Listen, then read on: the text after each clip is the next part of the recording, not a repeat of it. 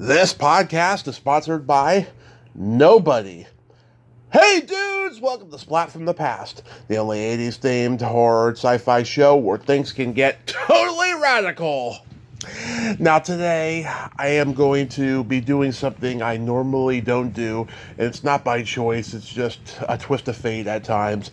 I will be interviewing a president, a CEO of a huge corporation, and I am talking about Dawn LaFreeda. She has owned over, I guess it's about 110 Denny's restaurants since 1984. 40 years of owning Denny's restaurants franchises.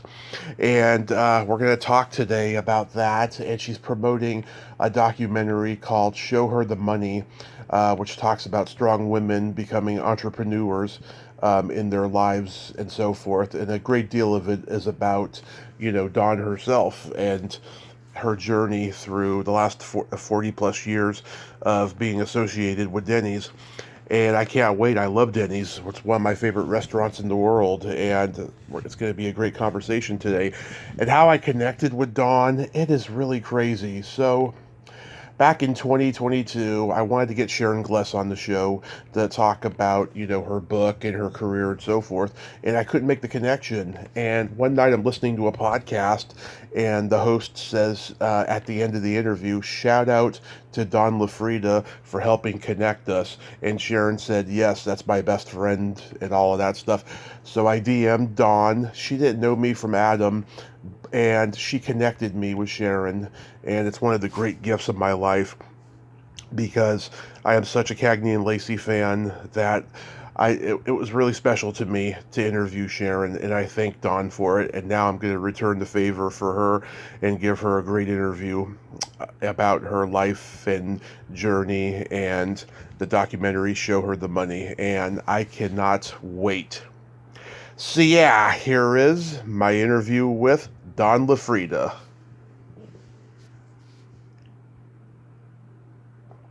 Hello, Tommy. Hey, Dawn. Welcome to the show. How are you today? Hey. Well, I'm fantastic. Thank you. How are you? I am fantastic as well. I can't tell you what a great honor this is. Thank you so much for taking the time today. Well, it's always a pleasure to be asked. Absolutely. So, going back in time, you started working at Denny's as, what was it, a host first and then a waitress? Right. It was a hostess. I was 16 years old. Yeah. It was my first job that I drove to. Mm-hmm. Wow. Because I heard you say in a previous interview that you knew early on you wanted to be self-employed, but like Denny's was probably the furthest from your mind. You probably didn't know what you wanted to do in terms of entrepreneurial work, right? That's correct. I didn't know. I always knew I wanted to be self-employed because that's the gift you get from growing up poor. You know that you want to, have a better life and be able to call your own shots and really be in control of your future and your destiny. And I thought the only way to be able to do that was if I was self-employed. And so, no, when I was working at Denny's, I didn't know that.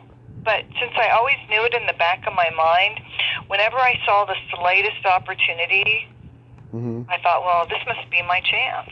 And so an opportunity did arise, and I jumped on it, and it was really terrific. And, I've got to build an empire of Denny's off credit cards and tips. So it's been fun. Oh, yes, you certainly have built an empire. Now, I take it, back then, younger people were much more kinder and so much more understanding and enthusiastic than they are now. It seems like in the younger generations, big businesses are always constantly hiring, but back then it seems like the younger people didn't mind staying for a long career, or they were just, supporting themselves through college. Yeah, so the interesting thing about that is that, I had to wait in line for a job. We didn't have all the availability that we have today. We didn't have as many restaurants. We didn't have as much retail. The employment pool was much smaller of where you could go work. And so I think people valued their job more. I think they held on to it because they knew, gosh, I don't know when I'll be able to find another job. So when you got a job, you respected it, you did your best, and you appreciated that you at least got got the job. Today, there's a help wanted sign on every business, and so I think that people just know, well, this might not be ideal for me, so I'll just, I'll go do a gig job until I find something that's more suitable for me. Mm-hmm. Honestly, Tommy, I blame some of my generation for that, because we raised our kids to give them a better life maybe than we had. We gave them too much. We didn't make them work. We wanted them to do sports. We wanted them to do good in school. All those things are important. But did we put, working as part of the criteria for really developing and, growing individually and creating the work ethic that we really need in America? And we just don't have it anymore. Yeah, I mean, speaking for myself, I'm a latchkey kid, so I can imagine a lot of the younger generations just grew up, with material things and television and so forth, and don't really have a reference point for life anymore, whereas the older generations did, and I think that's why so many people were so successful, because they got out and they experienced life. They did, and I find even today with some of the younger generation, the ability to communicate is different, because they're so used to communicating digitally, via text messaging, all the social media ways to get conversation out there, that when it comes time to have face-to-face conversations, they're even different than when I was younger and working and having to talk to my manager or having to talk to my coworkers. We engaged in great conversation, and that also helps with development. It's different than sending a text saying you're late for work. We didn't even have texting back then. So people were forced to engage, which I think we miss some of that in today's digital world of you can schedule online, you can book your car online, you can call in sick online. I mean, all of it. I mean, there's definitely been a shift from when I got my first job. Yeah, that's really interesting. So at 23, you bought your first franchise. That's a very big leap at a young age. What gave you the confidence to aim that high at such a young age? Well, so again, the gifts in growing up poor. I thought, oh my goodness, this is my chance. And it wasn't actually a franchise at the time. I actually bought it from Denny's. And what Denny's had done is they had bought out a chain of restaurants called Colony Kitchen and Hobo Joe's. And they were going to convert them to Denny's, which they did. But there was one restaurant in a lonely little mining town in Globe, Arizona, that they didn't want to convert as a Denny's. So a friend of mine and I, we took a chance on it, and we bought it. And so it was bought from Denny's. I still own it. Nice. And yeah, I was scared, and I was 23 years old, and I said to my mom, what if I fail? And she looked at me and she said, well, what's the worst thing that can happen? You start over at 26? And I thought, oh, I'll start over at 26, So it gave me that extra, a little bit of courage that I needed. I mean, at 23, what do you know? You don't know a lot. You think you do, but you really don't. And so it gave me that courage I needed, and I took the leap, and I did well, and I never looked back. And I always thought in my mind, with everything that I do, what's the worst thing that can happen? And I weigh it out, and I weigh the consequences, the pros and cons, and I jump off the cliff more times than not. That's a beautiful way of looking at things. It really is. Was everyone telling you, though, that you were crazy and that this wouldn't last as long as it has? Oh, my goodness, the stories I could tell you. Imagine being a young woman in 1984, being 23 years old, and trying to deal with bankers and landlords. People didn't take me seriously, and at 23, I looked about 12. I looked very young for my age. I couldn't open bank accounts. I couldn't borrow money. There were all kind of obstacles in my way. I have a lot of fun stories I could tell about that, but that would take hours. Yeah. But it was hard, and it was challenging. It's different than it is today. But women, we didn't have some of the advantages that men had back in the early 80s. And not only did we not have the advantages of men, I also had the disadvantage of being so very young as well. So I had youth and female working against me. Wow. And so getting into the documentary, Show Her the Money, how did this idea originate? Well, it's interesting. The executive producer, Catherine Gray, cold called me one day. She'd heard my name mentioned out and about in the community in various business sectors, I'm sure. And, she called and she asked me if I wanted to be a part of this film. And I didn't know right off the bat if I wanted to. And I was sitting on a plane. I was flying to Los Angeles, and I was on the phone talking to someone. Might have even been, someone involved in the film. I'm not sure who I was talking to. And I was saying, it really is unfortunate that women only get 2% of venture capital. Mm-hmm. And this man was sitting next to me on the plane, and he says, I'm really sorry that I eavesdropped on your conversation, but I want you to know that's 100% true. I work in the venture capital world in healthcare, and those statistics are absolutely true, and something needs to be done. And so I kind of made my decision at that moment that I wanted to be a part of the film and spread the word and help elevate women and help get them funding. And I remember being a young woman just trying to borrow $3,000 to finance a copy machine. Not a copy machine, even a fax machine, because that's what they cost back in the 80s, $3,000. Yeah. I couldn't even borrow $3,000. So I became really passionate about what the film would teach women, the awareness it would shed on the industry, and the educational process behind it. And I grew extremely passionate about it and said, yes, I want to be a part of this. So I signed on to do the film. I then invested in the film. Then my dearest friend, Sharon Gless, who I know you know, and she interviewed with you, Yep. She came. I was filming one day, and we were doing, the day of filming, we were doing what's called a pitch fest, where women entrepreneurs come and they pitch their idea to a group of women investors, angel investors, venture capital funds. And Sharon was just a bystander watching, and she heard some of the pitches, and she's like, wow, I want to be a part of this too. So it's really turned into a movement, and there is such a huge amount of energy, as well as smart, talented women that are just changing the game and moving the needle. Oh, that's awesome. Yeah. How long did it take to make? Ooh, I want to say close to 18 months from start to finish. Okay. Can't be 100% certain about that because, there's several different lead characters. So I shot all my scenes over the course of maybe a year. So probably 18 months is about right. Wow, 18 months. I mean, that's a long time, but not that long. Most documentaries take 4 or 5 years sometimes. Yeah, and it's a feature film, so it's 90 minutes in length. It was really 2 hours, and they had to shorten it.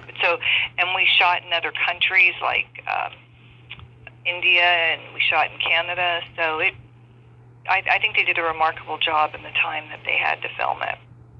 Oh, that's awesome. How did Elizabeth Banks come to be involved? So Elizabeth Banks, I believe, is the creative director for one of the women, and she's so funny in the film. Yeah. One of the women who created a product called Archer-Roos Wines, and she was sitting on a ski lift with her husband, and he was chugging a beer, and she was wishing she had a glass of wine, and there wasn't good wine in a can, so she created the idea for Archer-Roos Wines, and it's on all the JetBlue airline flights now, and it's at Sprouts and various outlets. But Elizabeth Banks does her commercials, and I think is a creative partner, and she has a few key moments in the film that are hilarious. Yeah, oh, she's so damn talented and funny and quirky. She's funny. I adore her. She's funny. I adore her. She's so good at playing women from the 1930s and 40s because she looks like an old Hollywood actress. Yes. Yeah. She does. She's just beautiful and talented and funny, and she really lends some humor to the movie. Yeah, oh my God, that's great. So you've produced before. What made you get into producing, and do you like it? Accidentally. So here's what happens. You have a friend who is doing a project, and you want to help, or you believe in the project. And I haven't produced very much over the course of my career, but I've done a few little things. And So it's really just been a friends and family venture that I've done. But the Show Her the Money is really the biggest thing I've produced and what I have the most passion behind. Of course, because, it's about how you made it and you want to inspire women so they can make it. Yeah, and the interesting thing is when you look at the story, I don't know exactly how much you know about the film, but in a nutshell, it follows 4 female founders on their journey to find financing for their great product or idea, and then it highlights, a young woman who is amazing. She started one of the first female-owned venture capital funds, myself, an angel investor, and another woman who comes from generational wealth, and how we intertwine and how these women ultimately find their funding. Yeah, it's different backgrounds, and you want to show that anybody from many different backgrounds can make it. Yeah, we've got women from all backgrounds, and it's so enlightening just to really understand what women don't get, how much we have to fight, and how we're really going to have to continue to fight to just earn our fair share of the pie. Exactly. It seems like it's starting to get better, at this point in time. Well, it is, but statistically, I was just reading an article about Sofia Coppola when she did the Priscilla Presley movie that just came out this year, and she was talking about how if her male counterparts would have made this film, they would have gotten hundreds of millions of dollars to make the film. She got $20 million. And there were a lot of things she had to do herself, and that's with the last name of Coppola. So you don't want to believe it's as bad as it is, and we have come a long way, but it's still really bad. So if you think that there's $237 billion, that's with a B, of venture capital money each year, only 2% of that gets into the hands of women. So the statistics are alarming, and the bigger part of it is if we don't fund women, what big ideas don't the world get to see? What doesn't the planet get to experience as a result of women creating these wonderful ideas? And women have created amazing products, and there's a lot more out there that they just can't get funding for. So that, I think, is the bigger issue. What's the planet missing out on by not investing in women? I have no idea. Oh my God, a it's lot. Awful. Yeah, a lot. But I don't know what the motivation is. It's just stupidity, I think. Well, a lot of men who've come to see the film said we had no idea. So it's almost turned into a movement, and we're teaching women how they should invest, who they should invest with, and men are seeing, I have a wife, I have a daughter, I have sisters. I had no idea the struggle women still go through, and it's really about education. And once we educate, we'll be able to move the needle. Absolutely. I heard you say also in a recent interview that you had to come to terms with a sexual assault that happened to you as a child, and it's mentioned in the documentary. It is. Yeah. Did you want to do that from the get-go, or did it take a while to come to terms that way, that you wanted to be overt about it? So here's the thing. When a film crew is following you around your home, and you've gotten close to your director because you've already been filming with her, you don't really know what topics are going to come up. And the topic came up, and they don't give you a script when you're doing a documentary film like we did. We never had a script. Right. Say, a lot of it's your life story. The director might guide you to, hey, do you want to talk about this? Do you want to talk about that? But it came up, and I'm not ashamed of it. There's a story I tell in the film about how I spoke at a high school and what happened at that high school, and I vowed that, I would always share my story. And so if it can help one person, it's the right thing to do. So no, it wasn't pre-planned. I'm happy it's in the film. It's probably the most emotional scene in the entire film. I think there's 2 very emotional scenes in the film, one where someone's going to lose their home, and there's the scene where I share that story. And I think it's an important story to tell, and after every screening and every panel I do, there's at least 2 women who come up to me to thank me because it's happened to them. So Yeah. I'm really glad that it's in the film, actually. Yes, I'm so sorry that happened to you. It's awful. We're finding Well, out more and more it every is, day. but I have to say on the good side, and I shared this in the film, that had that not happened to me, I wouldn't be who I am today. Right. Right. That's a good attitude to have. Right, it's why I wanted to own my own company. It's why I wanted to be in control of my life. I didn't want to be out of control, to have someone else dictating what I could and couldn't do. And as a victim of sexual abuse, you want to be in control of your everything. Mm-hmm. So you've been taking the movie to festivals. Has anybody picked it up Yes. yet? Well, we've taken it to several festivals. We've won, I think, almost every festival we've been to. I do know there's people who want to pick it up, but I believe that the producer and the director, they're waiting till we finish our 50-city tour, because we want to make sure we get it out there into universities and businesses and other festivals to be able to educate and touch a lot of people. And once it's out there streaming, we won't be able to have the educational panels, the Q&As, and talk about the film and what we need to do to move women forward. Oh, awesome. Do you see yourself retiring from Denny's? One day, I'm sure, but no time soon. I always say, if the right opportunity came, everything's for sale. But I love what I do, and I love Denny's, and it's been a part of my life since I was actually 14. And my kids have an interest in it. We're big Denny's users. We eat breakfast at Denny's. We eat dinner at Denny's. So, I'm at an age where I'm ready to think about what I want to do in the next phase of my life, but I don't see being out of the Denny's system anytime soon. Yeah. Do your kids want to be in the business? They do. They're going to college right now. They're at USC in California, Mm-hmm. and they're twins, so they're both same year. But yeah, they said, Mom, we want to learn the business, and so I'm really thrilled about that. They're young. They have a lot to learn. Just the fact that I have children that are wanting to jump in and get their hands dirty and help Mom out. That's so awesome. Do you know the amount of parents whose kids do not want to do what their parents do? It's astounding. Huge.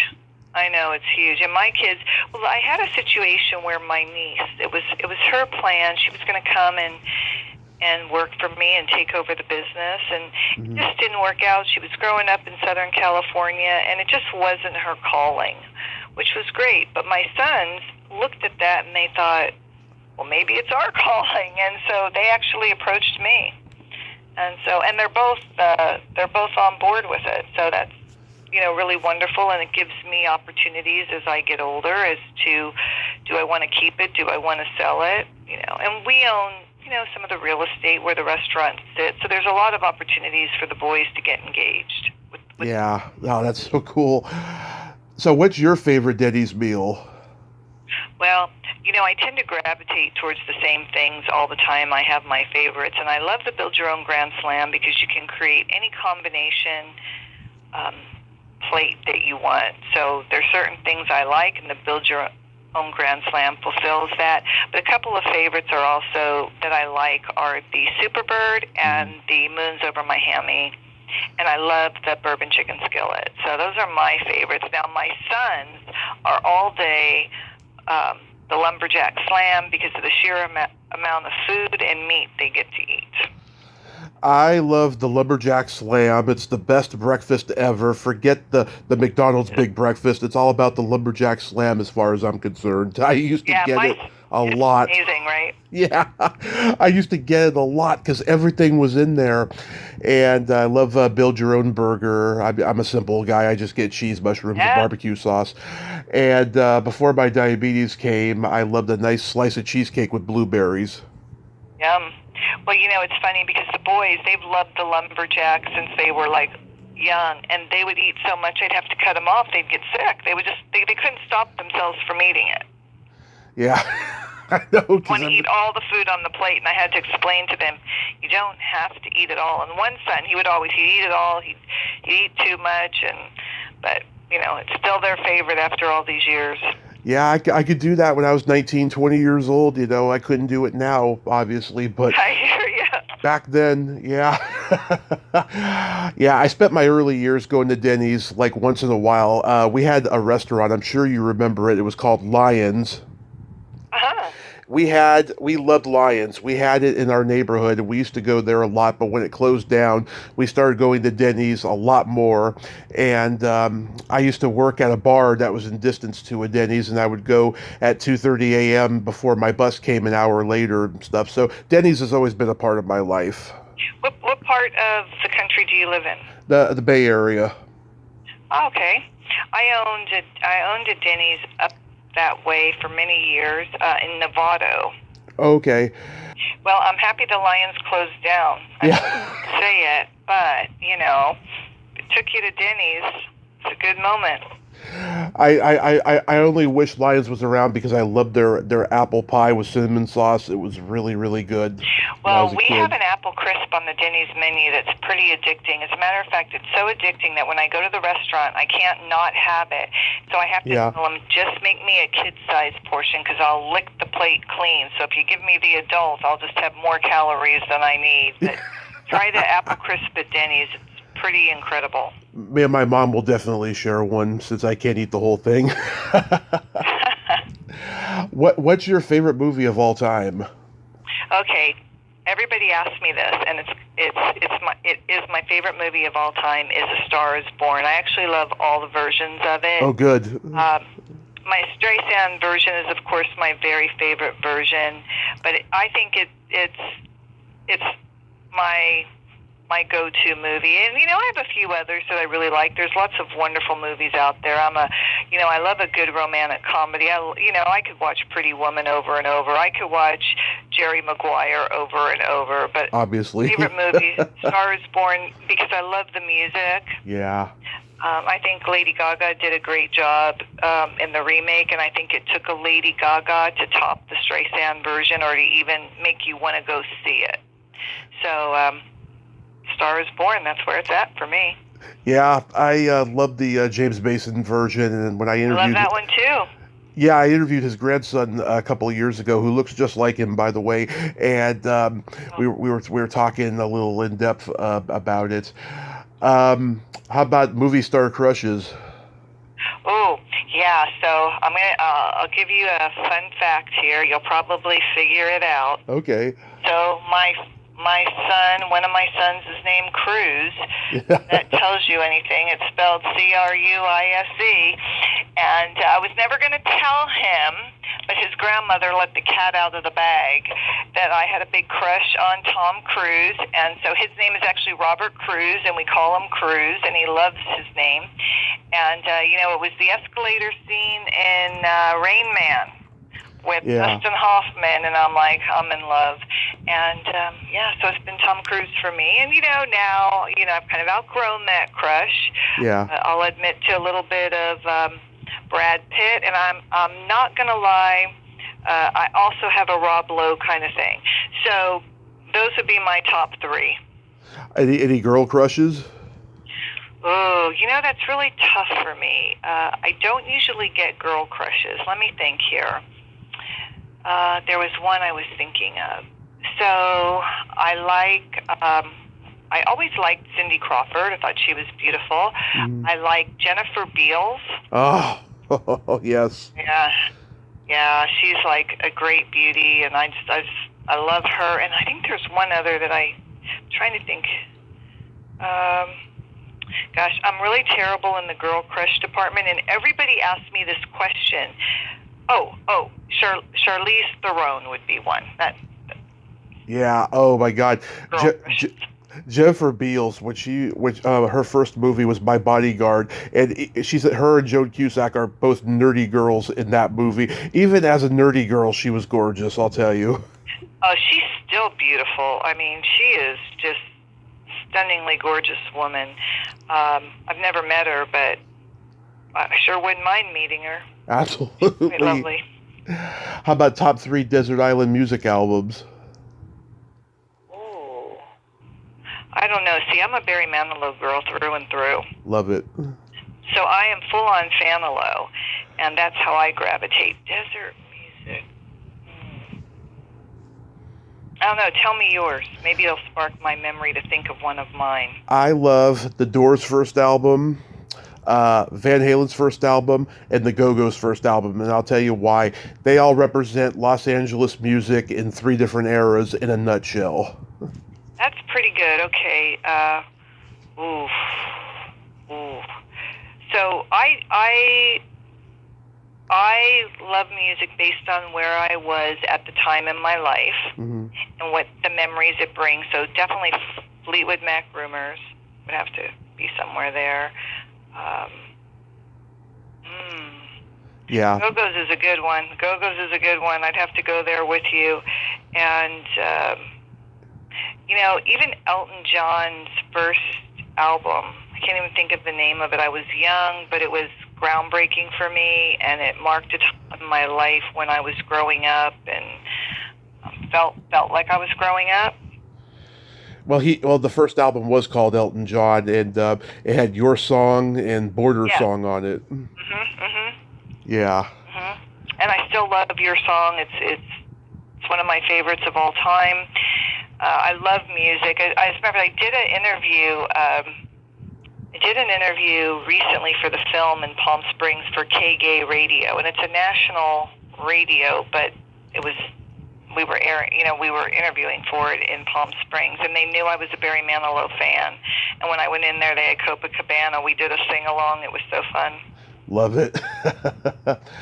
So how did you meet Sharon Gless? So it's so funny. This story is just so funny. So we went on the Rosie O'Donnell Gay Family Cruise. Okay. And my twins were maybe 3 years old at the time. And I would go into the casino at night, and there was this woman, and she was playing, we were all playing Texas Hold'em, and she was just cussing up a storm. Yeah. I'm like, well, that's my kind of gal. I didn't know who she was, okay? Really? No, and I'll tell you why I didn't know who she was. When she was doing Cagney and Lacey, I was building my company. I didn't have a minute to watch television. I was working 17 hours a day. Yeah. I just wasn't watching TV. And then, what's really interesting is I did watch Queer as Folk, but she weighed 200 pounds and wore a red wig. By the time I meet her, she's platinum blonde, is thin, and was doing Burn Notice. So 3 days into gambling with her, somebody that she's there with realizes I have no clue who I'm having so much fun with every day. And she's hanging out with me because she thinks I'm the only other straight woman on the ship. And so it was fun. So she knows I love her for her, and she realizes I'm not straight, and we've had a good laugh over it, over the years. But, we were just, destined to meet, and she is truly just, oh my God, I love her so much. We have so much fun together. We get in a lot of trouble together. She's just the best. I can imagine when you two are together, there's a lot of curse words and body stories flying around. Oh my God. Okay, she is a frickin' hoot, okay? Yeah. She is so funny. There is so much fun between us, and I could just write a book of Sharon Gless stories of things that we've encountered and fun things that we've done. And, we do what we do. We try and do a girl trip every year, and we do a spa trip once a year, and we have a lot of fun memories of bad behavior. Like we had this one night where we were in Miami, and we were at Pritikin, which is it's a health lifestyle. Yes. You go on a diet. John Candy and Rodney Dangerfield went there. Well, we go to Pritikin, and we need to run to Target to get something. So we run to Target, and we can't get back to our hotel. And all the cars are lined up, and Pritikin is at the Trump Doral Resort. They lease property, I guess, for their business on the Trump property. Well, this was right before the 2020 election. Yeah. And we realized that Secret Service is there. We can't get to the property because Trump is either on property or on his way. So we finally make our way to the little desk, the little, like, you know how they have where there's a guard gate? Well, there's the Secret Service, and they need your ID to get back into the hotel. So I give them my ID. I was driving. Sharon didn't have her ID because she wasn't driving. Well, they wouldn't let us into the property. So they say, well, excuse me, you know, we're Secret Service. Donald Trump is here. We have to check everybody's ID. It doesn't matter whether you're driving or not. Yeah. She's like, she starts into the cussing. Yeah. To the Secret Service, and he's not going to win anyway. And I'm embarrassed for both of us at this point, right? She was right. So they send me to go all the way back to our room. They let me go. They hold her in the guard gate. She's yelling and cussing at him. Remember, she's giving him 4-letter words. It's embarrassing. They make me check the car for bombs even before they let me go to my room. So I go to the room, I get her license out of the safe, I go back to the little guard hut, and there she is signing photos, signing autographs, taking photos, and they're all fast friends. I'm like, oh my God, this is hysterical. Oh my God. Those are moments with Sharon Gless. There's something that happens everywhere. It's comical and she's fun, and my kids adore her. It was a great excuse to get to stay up past your bedtime because Burn Notice was on. Mommy, you have to let us watch Sharon. Yeah. So yeah, we're good friends, and you know it's really fun to be on the book tour or the film tour with her. I did her book tour with her. Now she's on the film tour with me. So we have a lot of good times together, and we eat a lot too. Yeah. I'll never be able to thank you enough for connecting her and I, because I've been a Cagney and Lacey fan since it was still on CBS, and it was something special for me to talk with her, you know, and you didn't know me from Adam, so I really appreciate it. Oh, it's my pleasure. You know, Sharon loves to connect with people, and she loves to talk to fans, and you know, she is a very personable human being. She has all the time in the world for her fans. I remember one time we were at a Whoopi Goldberg show in Las Vegas, and Whoopi had introduced Sharon during the show, and so after the show we had to go to the restroom, and then we had somewhere we had to be. Well, there were like 25 women lined up out the restroom stall waiting just to meet with Sharon. And I'm like, Sharon, we got to go. We got dinner reservations. But no, she has all the time in the world for her fans to make sure she says hello, sign an autograph, give them a hug. I can't even tell you the number of times I've been in a mall with her or anywhere with her, and someone will come up to her crying, needing a hug, that, you know, their mom disowned them, or whatever life story they might have as a young gay man or a lesbian woman. She's very connected to the gay community through her role on Queer as Folk. She played, you know, the most loving pea-flag kind of mom, Debbie Novotny, and so everybody feels very safe with her. And I've watched grown men cry, and it's really touching to see how she's moved people. Yeah, she's a special lady for sure. She's so special. Yeah, and she's a Gemini like I am. My birthday is 7 days after hers. When is yours? June 6th. That's my partner's. Oh, no, my partner's is June 4th. Ooh, better get that right. I have a good friend who's June 6th. But yeah, Sharon has a twin, and we call her Marcy. She's not very nice. Yeah, I love it. I love Marcy. it. I love it. I love it.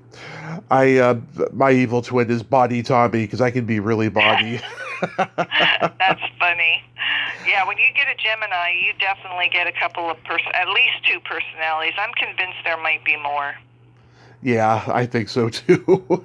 I have a lot of close Gemini friends. Yeah, we're very unique, complicated people, but we can be a lot of fun. That's the part I'm drawn to, is the fun. Yeah.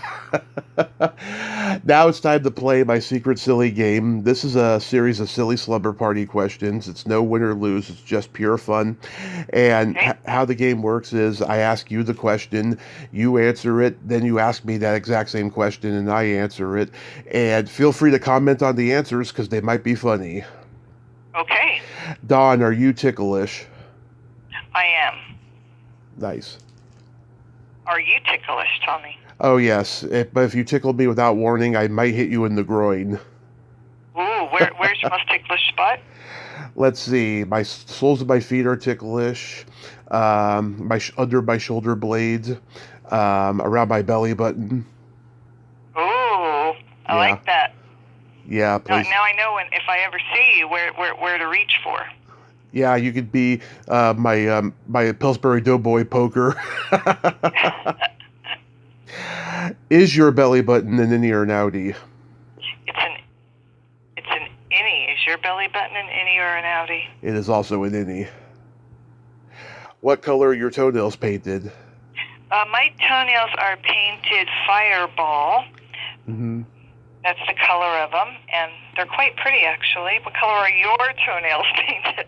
Right now they're not painted, but last time they were gold with sparkles. I like to go elaborate. Ooh, that's fun. I'm getting a new color on Friday, so maybe I'll try that out. Oh my God, you should send me a picture of that fireball. I'd like to see it. Oh, fireball. It's like it's a cross between a red and a coral almost, but it's real pretty. I'm pretty loyal to my colors. I use the same color all the time. I'm a bore. But because I work and I have to go places, I try and go with certain colors that I know, match my wardrobe, look a little bit professional, not too out there. So I can be a little bit boring in that department. Yeah, I usually keep mine for a month and stuff. I kept the New Year's Eve colors just for a couple of days, and now I'm letting them breathe. But now that spring's coming, I'm gonna get them done. I'm gonna paint them soon. I don't get them done anymore because inflation has gone up so high. Oh my God, it's the worst I've ever seen it. Yeah. What would you say is your best personality trait? I am a person who, if I say I'm going to do something, I do it, and you can count on me. Oh, I love that. What is your best personality trait? Well, being that I'm a Gemini, I have empathy and I have no filter. I love the no filter. See, that's Sharon too. She has no filter. Yeah. See, I love that in a person because it's the real deal. Sometimes I have to say, Sharon, boundaries. This is, someone we don't know, but Yeah. She's just right out there, and you just fall in love with people like that. Yes, absolutely. I don't have a lot of boundaries either, by the way. Awesome. I'll tell you some jokes when we're done with this. If you could have anything named after you, what would it be? Ooh, anything named after me. Would it be mine to own? Of course. Well, if I could have anything named after me, I probably never given that much thought, but I would definitely say a hotel. Nice. Because I love room service and I love to travel. I can see that now. The LaFreeda. I'm going to stay at the LaFreeda. I love it. Yeah, exactly. Yeah, I think I definitely it wouldn't be a restaurant, by the way. Yeah. It would just be a simple hotel. Would you have at least a dining room? People could see some live entertainment and have some drinks? Oh, absolutely. I'd have the best room in the hotel for myself. Be able to have my friends over, have little parties, order room service. Yeah, it'd definitely be a hotel. The other thing that would be really fun is a hotel with a casino. Mm-hmm. Yeah. Oh, of course. That would be the ultimate. What about for you? What would you like named after you? A vibrator. Ooh, really? Yes. Be called the Tommy? The Tommy Chatsy. Well, see, if I had a vibrator named after me, I would probably overuse it and be regretful about it. So I'm going to stick with the hotel casino plan. Okay. But a vibrator, what I have to wonder is why a guy would want a vibrator. Well, being that I'm a bisexual man, it's just a manifestation of my queerness. Oh, okay, well, that's good to know. Because you often think, well, what's a guy want a vibrator for? But you finally answered that unanswered question for me, so thank God we did this interview. Yeah. And then my favorite question, is there a stinky smell that just makes you gag? Yeah, there's many. I think anything, there is a smell that medically that you smell sometimes, like I don't know exactly what the smell is, but it is really hard for me. Like if I go into like an emergency room or someplace with that smell, I literally get sick from it. I totally get it. When I was in the hospital, it was the worst smell ever. I mean, the hallway was just permeating, I'll tell you. Yeah, it's a weird smell. What is it that irritates you of a bad smell? Either farts or feet. Oh, feet. Okay, so, my kids played basketball, and we'd have like 6 boys in the car. Yeah. Smelled worse than boys after a basketball game's feet. Yeah, last week a guest told me that her kids played soccer, so it was the same thing. So one day I go into their closet, and, everything's clean in their closet, right? Their clothes, all their socks, and I smell this smell, and I'm convinced we have rats. No, it's one pair of old tennis shoes permeating. I mean, boys and feet are bad. Us women, we're much more delicate, and our feet don't stink. Good. Oh, some do. I had a date years ago. Her feet were really bad, and her breath was really bad. I think in hindsight, she may have been a crystal meth addict. Bad breath is the worst. Yeah. That's why we got certs and what were those? The Mentos, the fresh maker. Yeah, right. Mint. Do you care for a mint? Right. Yeah. Okay, a couple jokes for you. What do you call a boy that doesn't masturbate? Ooh, what do you call a boy that doesn't masturbate? A girl? A liar. A liar! Oh, that's so true. Yeah. That's pretty good. Pretty good. You know the difference between a golf ball and a G-spot? Nope. A man rather spend 20 minutes looking for a golf ball. Yep. Boy, these are good ones. Yeah, isn't that a fact? See, that's why I don't golf, because I don't have 4 hours in a day to hunt around for a little white ball. But men, see, you got their number for sure. Dawn, thank you so much for coming on today. Thank you. It was so fun. You are a trailblazing pioneer and a gorgeous lady, and I hope this documentary is hugely successful and that you just continue living happily and be safe out there. Hey, thanks, Tommy. Have a great rest of the week. Thank you so much. Bye-bye. Bye-bye. Well, there you have it. Dawn LaFreeda, ain't she a sweetheart? Oh my God, I friggin' love her. She is so awesome. She does not fit the profile of a CEO or a president. She is just fun, playful, body, childlike, curious. I just friggin' love her, and I friggin' love Sharon Gless. And I thank you both for being guests on the show, and I'm happy that I know both of you now. Well, until next time, this is Tommy Throwback Kovac saying there's no shame in living in the past because the present sucks. Later, dudes!